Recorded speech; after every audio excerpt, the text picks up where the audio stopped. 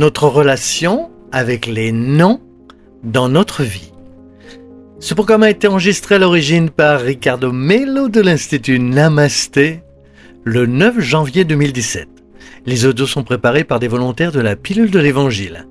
Notre équipe de collaborateurs a toujours besoin d'aide. Soyez vous aussi volontaires dans notre cause. Rejoignez notre page sur Facebook, Pilule de l'Évangile. Bonjour mes chers amis, bonjour, excellente journée à tous. Lumière et paix dans votre cœur ce lundi, plus que béni. L'année avance comme cela passe vite. Nous commençons une autre pilule de l'Évangile. Je suis très content. Dieu merci, nous avons déjà commencé à récolter les fruits de cette nouvelle phase. En multipliant la pilule et en diffusant ainsi encore plus le message de l'Évangile dans le monde. C'est très agréable. Ma reconnaissance éternelle à chacun de vous. La pilule de l'Évangile d'aujourd'hui porte sur l'importance de dire non. Alors, dites-moi quelque chose. Êtes-vous une personne qui sait dire non ? Êtes-vous une personne qui soutient votre non lorsque vous croyez que c'est la meilleure chose à faire ? Ou êtes-vous de ceux qui disent non avec un visage de oui ? Nous appelons cela un manque d'affirmation de soi. Parfois, vous dites « ne peut pas ». Par exemple, avec votre enfant. Tu ne peux pas à cause de ceci et cela. Le gamin pleure et vous dites « bon, d'accord, tu peux ». Vous dites « je ne veux pas faire cela, mais la tentation frappe à votre porte ».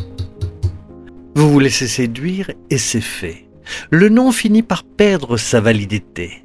Il est très important pour nous de garder à l'esprit que pour que nous puissions grandir spirituellement, afin que nous puissions vraiment avoir une vie digne, une conscience paisible, nous devons tous, sans exception, apprendre à dire non. Mais il ne s'agit pas simplement de dire non, c'est savoir dire le non lucide, le non fondé, le non qui a de la logique. Il est important d'apprendre à dire non aux autres en cas de besoin et à nos mauvaises tendances, parce que ça peut être très grave. Par exemple, une grande partie des erreurs qui se produisent dans l'éducation des enfants proviennent des parents qui ne sont pas assez fermes. De nombreux enfants aujourd'hui, pratiquement, dominent leurs parents. C'est absurde. C'est un fils qui crie sur son père, un adolescent qui pense pouvoir plus que son père et sa mère. Je veux dire, la situation est absurde. De même, il est absurde que lorsque les parents ne savent pas comment éduquer leurs enfants, qui malheureusement sont très impolis, réticents et violents. Les parents ne donnent pas suffisamment d'attention, d'affection, d'éducation et de temps. Ils ne se donnent pas d'eux-mêmes. Ils donnent des choses, mais ils ne se donnent pas eux-mêmes à leurs enfants. On voit aussi le contraire, des enfants agressifs. Et quand on regarde le pourquoi, on voit que lorsque l'enfant était petit, le père ne pouvait pas dire non. Le père dit « Mon fils, l'horaire de regarder la télévision, c'est ci, c'est ça, c'est le temps du téléphone portable. Tu ne vas pas aller sur Internet. » Le fils, en quelques mots, arrive à convaincre les parents. Père et mère cèdent, le petit enfant pleure et découvre « Il est facile de manipuler papa et maman. Il faut juste pleurer un peu plus fort. » Voilà, cela devient plus facile. Père, mère, grand-père, grand-mère cèdent. Soyez prudents avec cela. Malheureusement, nous voyons beaucoup de mauvaises choses dans le monde, car nous avons beaucoup du mal à gérer le non, à dire non et à accepter le non. C'est sérieux. Voyez par vous-même qu'accepter le non est également difficile. Et pourquoi ? Parce que nous n'avons pas appris cela. Et je dis ça souvent, nous parlons beaucoup à la maison avec ma fille qui est encore jeune. Comme tout le temps, comme tout enfant au début, elle n'aime pas entendre le non, mais elle apprendra. Pourquoi ? Parce que la vie n'est pas faite seulement de oui. Au contraire, elle est faite souvent de non. Nous devons apprendre à dire non, à écouter non, avec la même gratitude et la même affection. Par exemple, lorsque vous dites non à vos mauvaises tendances. Vous dites non à votre tendance à être corrompu, à être une personne adultère, à votre tendance à tromper les autres par exemple. Si vous dites non à votre tendance à être égocentrique et égoïste, vous dites simplement oui à l'équilibre émotionnel, à la croissance spirituelle, à votre paix intérieure.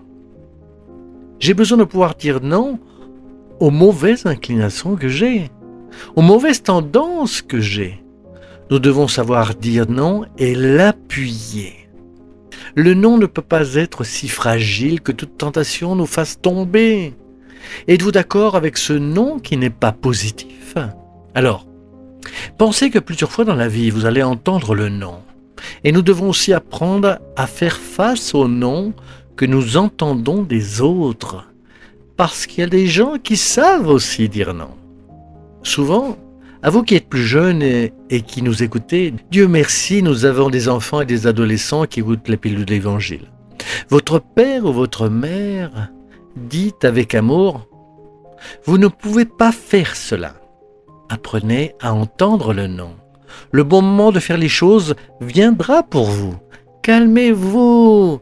Vous devez le faire, mais surtout, calmez-vous. Comme dit le proverbe, ne placez pas le chariot devant les bœufs. Il est très important de connaître le bon moment de chaque chose. Nous pouvons aussi entendre un non au travail. Je veux ce travail. Et la personne dit « Non, ce poste n'est plus disponible. » Je veux aller dans cette ville et la vie me dit « Non, ce n'est pas le moment. » Alors calmez-vous. Il y a des gens qui se révoltent, qui se frustrent, qui sont en colère, qui se battent avec Dieu, avec la vie, parce qu'ils voulaient que leur désir se réalise à ce moment-là, comme cela. Mais la vie a dit « Non, ce n'est pas encore l'heure. Ce n'est pas le moment pour vous de vivre où vous voulez, de trouver votre grand amour. Ce n'est pas encore le moment pour de nombreuses choses que vous voulez. Alors, au lieu de nous battre avec le non, apprenons avec lui. Le cœur bon et sage apprend à transformer tout ce qui est inconfortable au début en quelque chose qui se libère. Créons cette habitude saine. Que dois-je apprendre de ce non ? Qu'est-ce que la vie essaie de me dire avec ce négatif, pour l'instant, que j'ai en relation avec le désir que je voudrais réaliser? Si nous avons un cœur bon et sage, nous réaliserons. Et c'est étonnant que la vie change de stratégie, car elle voit que nous sommes mûrs.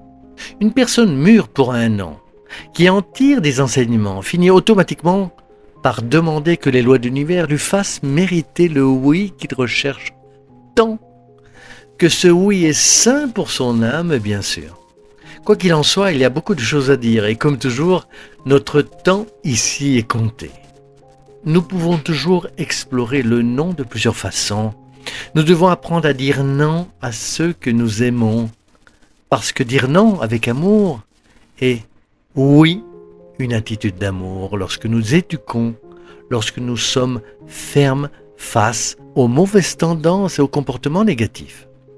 Mais apprendre à écouter le non avec un acte de profonde sagesse, afin que nous puissions vivre en paix et en harmonie, sans devenir prisonniers de notre arrogance, de notre intemporalité, en ne voulant des choses qu'à notre heure et à notre moment.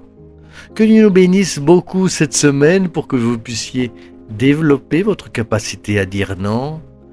Quand vous devez le dire naturellement, acceptez le non sagement. Quand c'est la réponse que la vie nous donne pour l'instant à certains de vos souhaits. Que Dieu vous éclaire beaucoup, et vous le savez déjà, mes amis. À bientôt, à très bientôt, et un bon non à vous.